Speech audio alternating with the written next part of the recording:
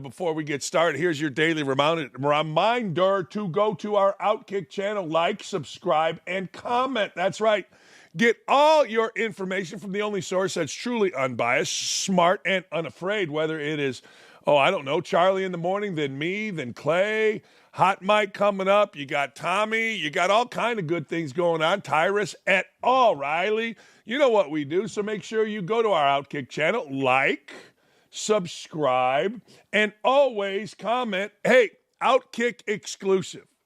There's a bad story on all sides. It's a really bad story, this Justin Tucker story. I'm not believing anybody. I'm not believing Tucker. I'm not believing the victims. I am believing only the evidence. Justin Tucker and his wife spoke exclusively to America's conscious Bobby Barack, categorically denying the accusations leveled against him in a string of spa employees saying, in the greater Baltimore area, that he was inappropriate with them. There's civil suits all over the place. He provided evidence, Tucker did, which they believe, his wife and he, supports their side of the story. I maintain I did not act inappropriately at any point before, during, or after a professional bodywork treatment session, nor have I ever been told I am unwelcome at any massage therapy provider. These claims are simply not true. All right, why did he put the second part in? Because in the claims against him, it has been alleged that he has been permanently banned from a couple body work providers, meaning the shop. And he's saying, that's simply not true. It continues, it devastates me to know that anyone that I have worked with would not have felt respected and valued as a professional, but more importantly, as a person. And to anyone who felt otherwise, I'm sorry. I want you to know I'm committed to ensuring that everyone I interact with continues to feel that I respect them, care about them as a human being. Yeah, I'm not buying all that. I guess you got to say it, okay? But here's the deal. I ain't buying nobody. I'm not buying what he says to Bobby. I'm not buying what they say about him. I'm buying the facts. My sister, 25-year, bad job too. 25-year domestic violence prosecutor. Think about that. Bloomington, Indiana, which is not what you think it is.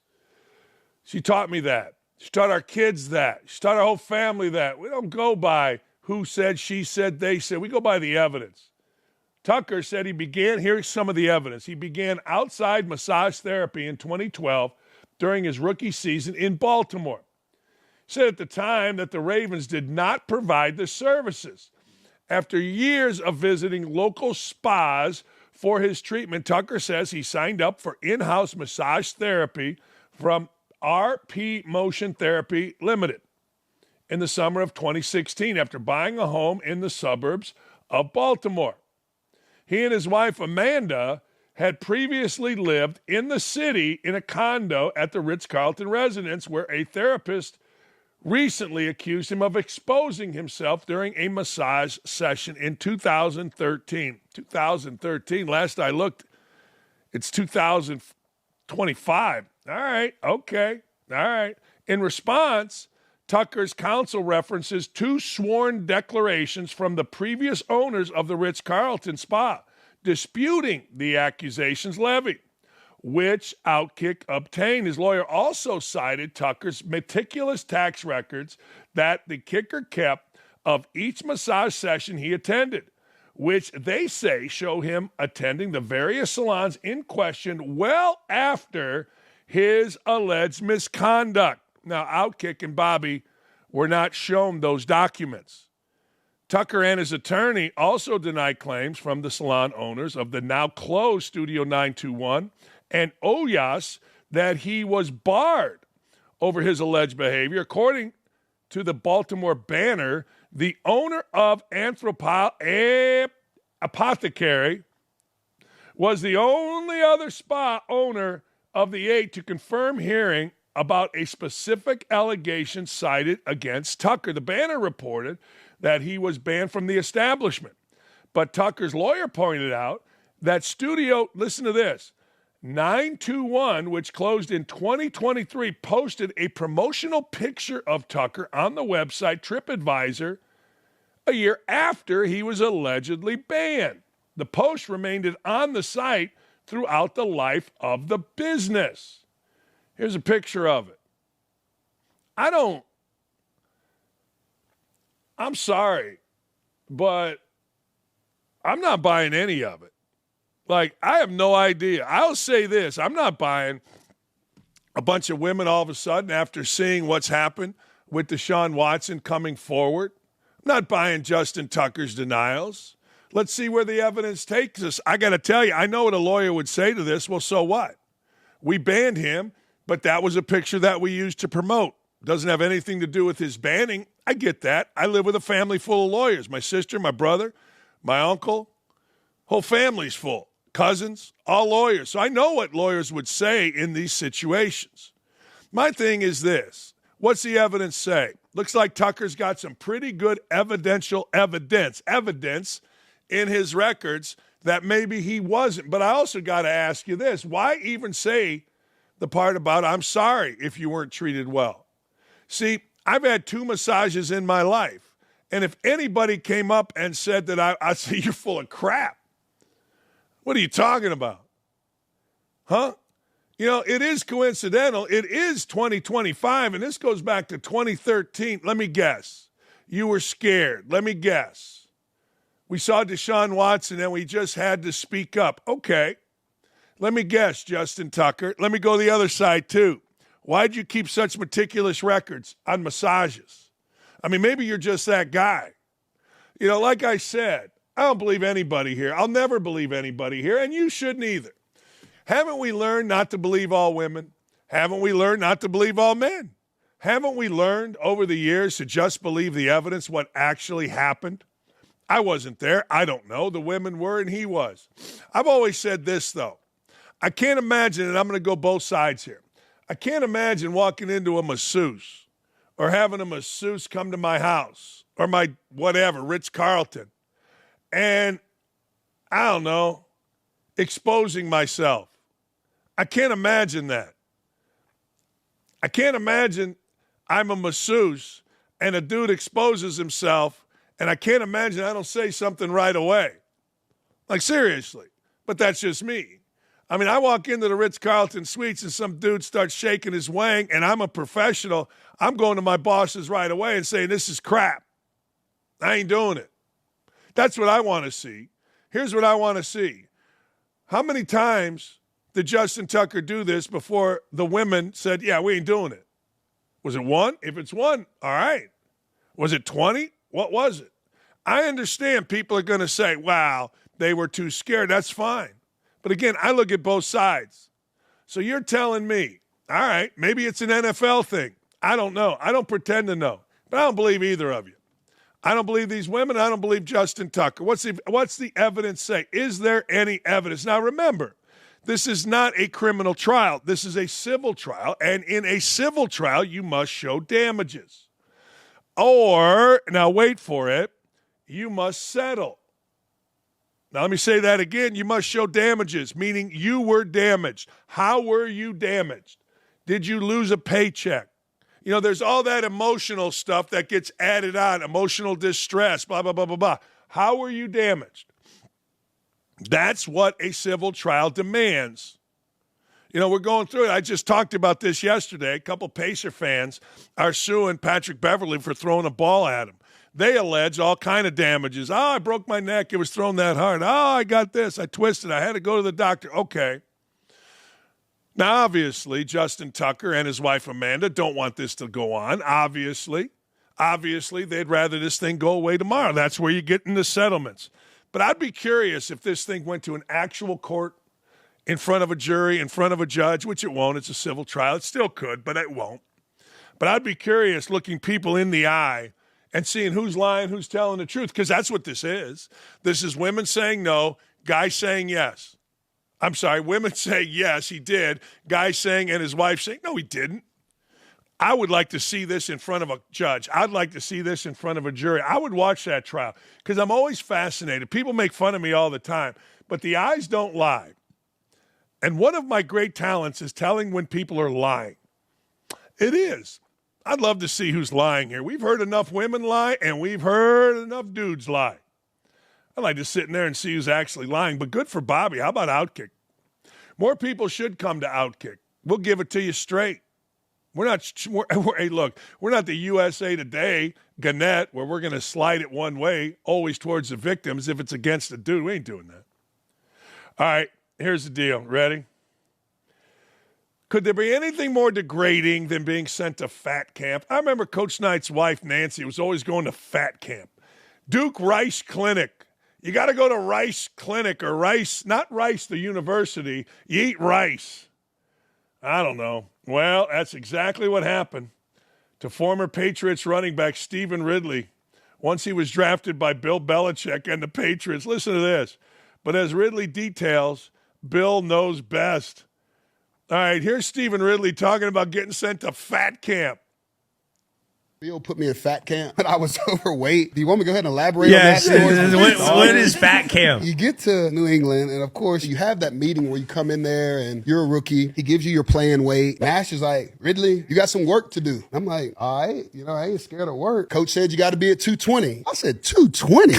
How? He said, don't ask me. I'm just telling you what the boss man said. And I said, well, which boss man we talking about? He said, you can go see the head man if you want to. You took that long-ass walk down those hallways. To that entry door. And you saw Bears. Cross Bears' office. I said, Bears, is coach available? I didn't think I was doing anything wrong. I might have been getting off on the wrong foot with Bill Belichick because here I am as a rookie walking into his office trying to tell him what my playing weight would be. You thought you were going in there to negotiate a couple pounds. Can we meet in the middle? This guy thinks he can go talk to Bill. Go talk to Bill. Like, can I not go what talk an idiot. I said, Coach, can I come in and sit down? He said, yeah, Rid, come on in and sit down. Sat down. He's like, what you got, Rid? I said, Coach, I need to talk to you about this weight. And he said, what's the number? I can't really remember what I had. 220. That's impossible. And he looked at me and said, well, Rid, really, I think it's only about $563 per pound per day that you're overweight. So it's really up to you. I can do quick math. I'm third-round draft pick. I ain't got money like that. So fat camp I went. Were you better at 220? Quick as a cat, man. Freaking nasty, dude. Once I got to that playing weight, I'm like, hey, Bill knows what the hell he's talking about. Coaches know. My first year at Bowling Green, we had a really good player. I said, you're not playing 1 minute until you're 235. 235, player of the year, played overseas for a number of years. What are you going to do? Coaches just don't make things up. Here's what Ridley ended up doing. This is a pretty good story, though. Ridley, I'm going to read this verbatim, played 4 years in New England, rushed for 2,817 yards, including 1,263 his sophomore year. You know what I mean. During the 2012 season, which included 12 of his 22 career rushing touchdowns with the Patriots, and he was part of the 2014 Patriots squad that shockingly defeated the Seattle Seahawks because they did not give the ball to Marshawn Lynch. That's an editorial comment in the 2015 Super Bowl, thanks to Malcolm Butler's interception. See, here's the deal. Like, you get drafted, and you're really good or you wouldn't be a third-round pick. Like, people downplay third-round picks. Third-round picks are really, really good. But here's the deal, all right? You get drafted, and you go in, and you know everything. And Ridley probably had been successful his whole life. This is where guys get good, right here. I'm going to tell you, right here, right now. This is where guys get good. Now, I got a Bill Parcells story for you. Guys that'll say, okay, I got to this point. Now, what do I have to do to be better at this level?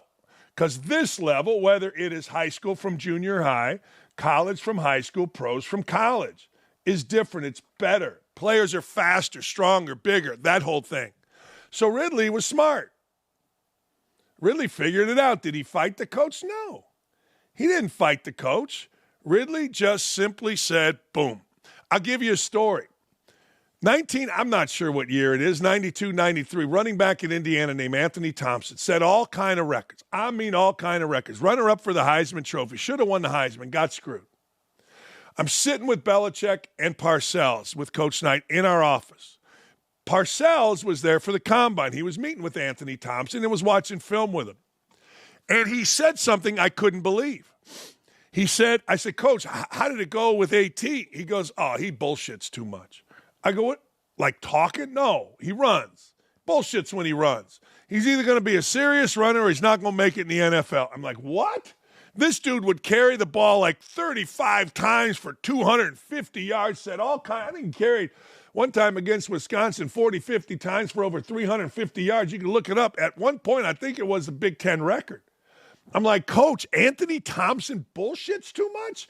He goes, yeah, he doesn't hit the hole. He doesn't do nothing. If he doesn't do it, he ain't going to make it. Guess what? Didn't really make it. How about that? I mean, you just know. It's like even in college, kid coming out of high school, you tell him, look, here's what you're going to have to do. Well, I am a good shooter. No, you're not. No. Amazing stuff.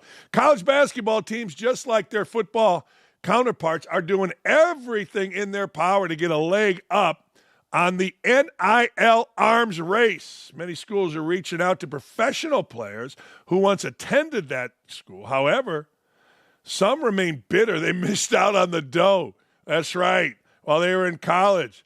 Others are questioning the value of donating to an NIL collective. I've said this forever. You want to pay players, you should go back and you should go pay Quinn Buckner. You should go back and play Bobby Wilkerson. You should go back and pay Kent Benson, Jim Cruz, Tom Abernathy, Scott May. That's when the Big Ten really started on national TV in basketball. That's the last undefeated team in college basketball. The current players on your team have had nothing to do with TV contracts, nothing to do with radio sponsorships, nothing to do with in-game sponsorships. They're takers.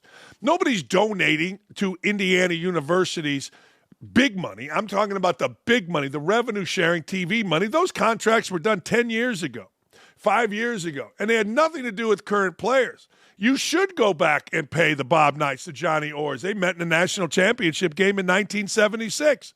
Which was a precursor to 1979. Bird, Magic, Finals, college basketball exploded. You should pay the estate of Bill Walton. You should pay Isaiah Thomas, national champion in the Big Ten. Big Ten Network shouldn't be paying these clowns that are currently playing. They should pay the guys that made the thing great. A general manager of a Power 4 team told FOS, I think that's Front Office Sports, his program's NBA alums are too bitter over missing out on their own NIL money. That's true, but there are no worse alums at giving than former athletes. That's why I paid my scholarship back to Indiana University. That's right. I paid it back because I saw how former Indiana University men's basketball players were greedy. Me, I. Knight used to do a thing where every former player had to pay $250 to play in a golf outing, whether you played in it or not. And he kept track. He kept receipts. I said, screw it. I'm just going to pay my scholarship back when I got a little money. So I was putting 4 kids and myself through college. I was making good money at ESPN. He's given up trying to get them to donate to their collective. That's right. Even James Harden admits he can't imagine his career if he had made a significant amount of money as an undergrad. I would have wanted NIL, but if I was getting 6 figures in college, I don't even know where I would be. The hunger wouldn't probably be there. That's right. One NBA All-Star requesting anonymity to speak clearly about the NIL market. He's given back to his school throughout his career, but never to NIL. You want me to pay $250,000 just to get a guy to come play at my school? And then I have to watch them potentially average 5 points a game and come off the bench? The market for this stuff is crazy. Illinois State lost a kid to Clemson for $300,000. Plays a little bit. Every school, I was talking to Greg Campy from Oakland University. He's talking about, I had a top 20 team if everybody would have stayed. One of his kids, a star in the NCAA tournament last year, and a kid that literally grew up with Campy. His dad played for Campy. He was a ball boy. He babysat him, that kind of stuff. Named Townsend is at Arizona, barely playing. You can't blame the kid. He's making $300,000. And good for Campy. Campy said his number will never go up in our building. He left us, period. Would you want to invest your money in something that isn't regulated? You put money into a pool and you can give a kid $1 million. And the next year, someone can offer him 1.1 at another school. That's right. That's right. And he can just go. If you want to invest in your school, invest in the practice facility. That's right. Invest in something that can actually be there versus just trying to buy players. To me, that is a waste of time. Good for Richard Jefferson. He's absolutely right. Absolutely. I think the tough part is just like from an investor's standpoint, it's almost like burnt money, right? I'm not able to go support them and see the product, so there's kind of a downfall of that. But at the same time, I do get to see them on TV. They're top 10, so I would say that's a good return on investment. That's George Niang. George Niang's one of the great guys ever. We should get him on. I hope those kids are ready. I hope those kids are ready to be looked at as professionals. If you don't get the job done, I don't have time to waste. You're a good kid, but if you're not producing at the rate that I'm compensating you, like, what are we doing? What are we doing? That's kind of how the world works, says George Niang. See, guys over in Indiana get so mad at me because this is exactly what I say. Why would I invest in these guys? Like, I'm watching on a night before a game, big fat center, Omar Ballo going to a bar. I'm watching Trey Galloway take money somehow, some way. His parents are teachers. His dad's a coach. But all of a sudden, he's got money night before a game to be in a casino playing blackjack while they're in the Bahamas? That's what I'm paying for? Not a chance. They don't even ask me anymore at Indiana. And I don't want them to ask me. I kind of do because I want to say no. I've already paid my scholarship back. I did it anonymously. I did. Here's why. People have asked me, why have you done this anonymously? Why? Because I don't want to get asked for more. I had a friend at IU, paid it back. I don't want to get asked for more. I mean, I don't know how it works. I was told that the foundation goes through the roles of the school who's donating, and then all of a sudden you got 16 people calling you, asking you for more. I figure Indiana gave me a scholarship. I paid it back. That's an even deal. What are you going to do? I got an education. I got to play at the greatest school ever. I got all the benefits of being a former player and acting right, not being a douchebag. I mean, what do you want me to do? But I wasn't going to tell anybody because I know, particularly now. I'll tell people now, and now I'm like, yeah, you all know how I feel, so you're not coming at me. But the truth of the matter is I'm going to give all this money, watch you leave the next year to go to another school. No, thank you. I love Pat McAfee. Pat McAfee says Tyrese Halliburton might be, and he's right about this, the only likable superstar in the NBA. Before going on to say other superstars don't care if people like them or not. Halliburton is a really good dude. He is. We made fun of him. We said he needed a 38th and Post Road sister. He's got this nice little white girlfriend who's so proud to be with Tyrese and blah, blah, blah, blah, blah. And early in the year when he wasn't playing well, my good friend Reggie Jones said, hey, man, that dude needs a 38th and Post sister, someone to kick his ass, someone to make sure we're getting the next bag. I thought it was really funny. You can say whatever you want to me about it, but I think it's really funny. I think they need more likable superstars, McAfee said. Boy, do I agree with this. I want you to think about this. Who's really likable? I've talked about Kevin Durant. You know, James Harden, that likable? Wembanyama, I don't know. I've never really heard him speak. Have I? You think Joel Embiid's likable? Jokic, I don't know. Doncic doesn't seem very likable. I mean, who really is likable? And the NBA has been built on this, ladies and gentlemen. If you think about the NBA, when did it really pop? Yes, Bird Magic coming in 79. But let's talk about post-1979 commercials. Commercials. That's right. Bird versus Magic shooting, playing horse. Converse commercials with Isaiah and Magic and Bird. Obviously, Michael Jordan commercials with Spike Lee.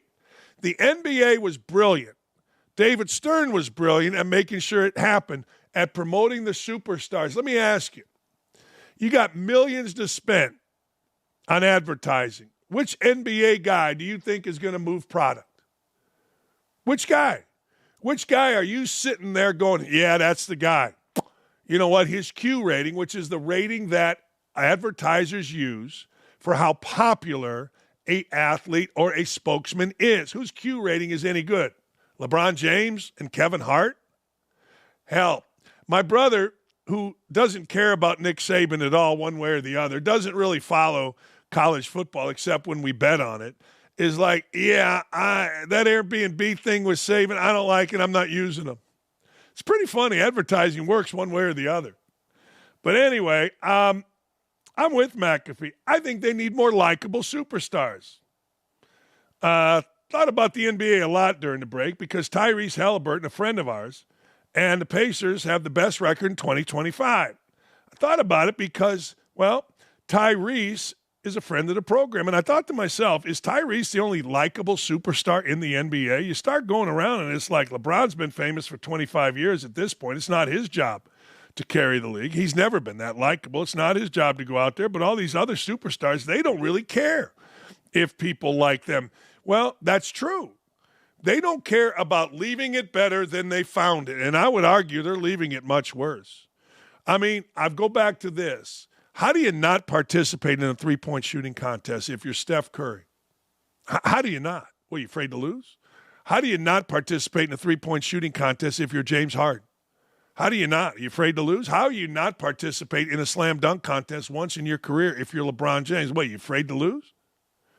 I mean, what? Why, huh?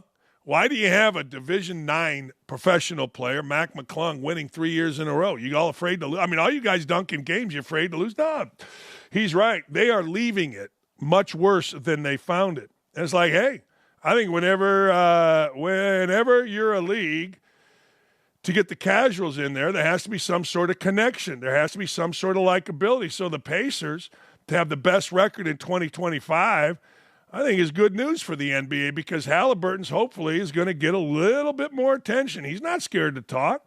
He wants to be a show. He wants people to like it.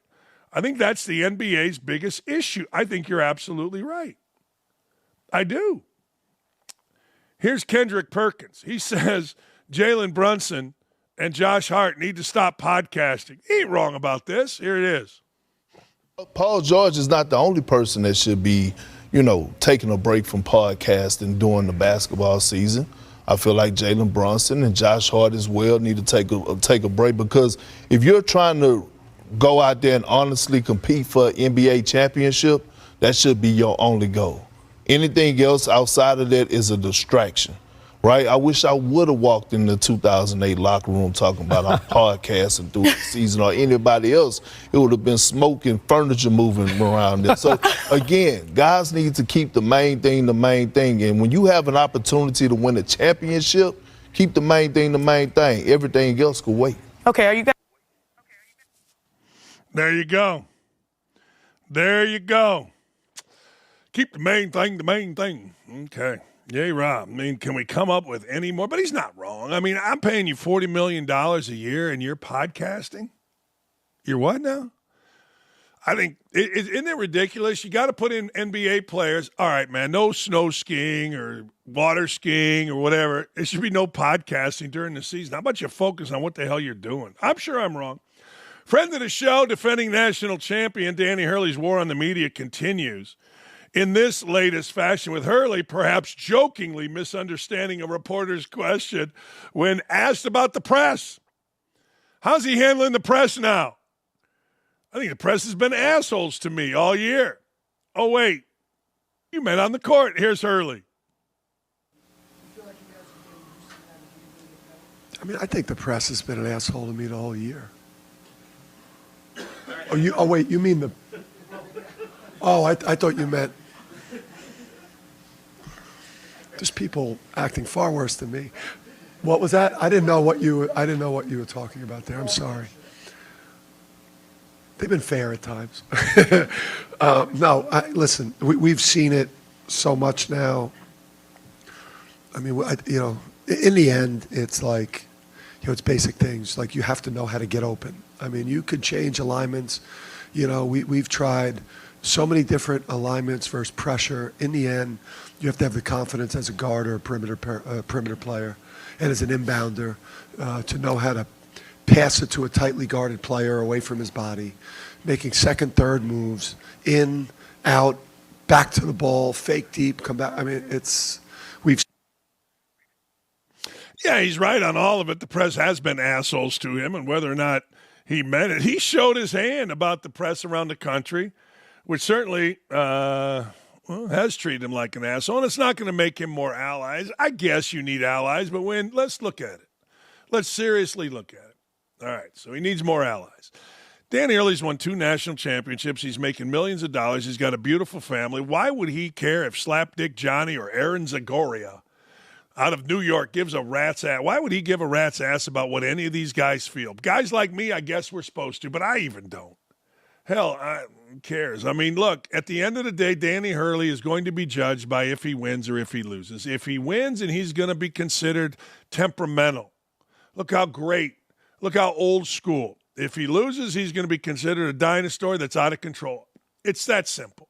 I mean, let's just be honest about it. It is literally that simple. Win, and, man, look at the old school. You are old school. You are blah, blah, blah. Lose, out of control, man. President's got to get you in check. Nah, it's all a bunch of bullshit. Danny Hurley, just do his own thing, and let's not sweat none of it. Hey, friend of the show and San Jose volleyball player Brooke Slusser has revealed that she was forced to flee campus and finish classes virtually as a result of her lawsuit against her own school, as she was forced to play alongside a dude, Blair Fleming. Slusser, originally from Texas, first joined Riley Gaines' lawsuit against the NCAA in 2024, September, alleged her coaches and administrators withheld information about Fleming's birth sex from her during their first season together in 2023. She and her teammates had to change clothes and share sleeping space with the transgender athlete. Slusser filed her own lawsuit against the university and conference in November alongside 11 other conference players and one of her former coaches, alleging Fleming conspired with an opposing player, listen to this, to have her spiked in the face during a match. Whoa, the lawsuit also alleged San Jose State head coach Todd Kress attempted to have Slusser removed from the team. Aw, Cressy. Hey, I would just be walking, and I'd have people say things to me. Like I had one girl just scream, F you, to me. I was in an elevator one time at my apartment, and some girls, as they were walking out, what? We're like, ooh, that's that girl. You should have slapped her when you had the chance. So those types of things happen. I just literally didn't feel safe. Anytime I left the house, I feel like people were just staring at me. I feel like I had to watch my back whenever I was on campus. Probably did. People are nuts. Hey, I get DMs from younger athletes weekly basically saying, I'm going through this. I've seen everything that's happened to you. How do you handle it? And it makes me sad that this is true. It makes me so sad that even young lady athletes, and this is very true, having to go through this so much. It honestly makes me so angry because I just generally don't comprehend how someone cannot understand it's this strong. It boggles my mind that there are still even trying to fight for it when everyone knows it's wrong. She's right. She is 1,000% right. How do you defend it? Like, I got the solution. I always do, always have. Say it with me. Make transgender athletes play against the boys. Simple. That's the solution. That's always the solution. But how do you sit there, particularly as a father, stepfather, husband, whatever? How do you sit there and say, yeah, that's right. A dude should be in a woman's locker room. No, he shouldn't. And I'm not saying, and I've always said this, I'm not saying people that are transgender are doing it for sports. I'm not saying that. I don't think they are. I think there is obviously a deeper deal going on here, and that's great. There's nobody hating on transgender people. There's nobody trying to eliminate transgender people. Oh, hell no. No, what there is people saying, look, women have busted their ass to get a modicum, a little bit, just a little bit of equity in the sports world as athletes. They have. I mean, look at it historically. And now men are infiltrating that space. Well, they're not men, trans women are women. No, they're not. No, they're not. You can say they are, and that's great. Good. Say they are. I have hair, I have hair, I have hair. And I'll say that until I'm blue in the face, but they're not. It's a very simple solution. Can you imagine if they came out, if they chucked whatever his name is, the dude who's the head of the NCAA, Charlie Baker, came out and said, all right, we're going to allow transgender athletes, but they got to play against the men. Imagine that. Like, imagine. That's inclusive. Why isn't that inclusive? That's very inclusive. That is the way it should be, period. Hey, by the way, I don't know if you saw this last night. To change the subject real quick before we go to break. I don't know if you saw this, but last night, college basketball delivers once again. It delivers every night. I'm sorry, it just does. Last night, Michigan was getting belly whomped. Michigan is battling, fighting, scratching, clawing to get a Big Ten title in Dusty May's first year, and they're trying to maintain pace, absolute right there loss column with Michigan State, and it will set up end of the year, last game, Michigan State taking on Michigan, and the winner, if it's Michigan State, will go and win the Big Ten. If it's Michigan, they'll win the Big Ten. It's at Sparty. It'll be tough for Michigan State, or Michigan, excuse me. But honest to God, on the road to getting there last night, let's think about it. We had a kid, Holloman, hit a half-court shot for Michigan State to win the game at Maryland. And then last night, we had Michigan hitting a deep three, down one, against Rutgers. Now just think about that for just a second. You tell me college basketball doesn't deliver? Michigan was getting its ass kicked. I mean ass kicked. I mean to tell you. Halftime score was 57-48. Now, you say that's only 8 points, but damn, that's 57 points you gave up in a college game. You know how many points Rutgers scored in the second half? I'll tell you how many points. 2-5. Less than half. Less than 50%. Michigan showed the heart of a champion. Michigan got down in the stance. Michigan didn't mess around. Michigan went and won the game on a 3 late every night. Telling you, every night. I can go through any random game here last night, and you're going to see every stinking night college basketball delivers. It just does. Doug Gottlieb got a win last night. Big one against Detroit. Team's playing better. Get off Gottlieb's ass. Seriously. Get off Gottlieb's ass. I got Randy Cross talking NFL. I got our normal Friday with the great Joe Kinsey. What an hour. What an hour and a half. Stay right here.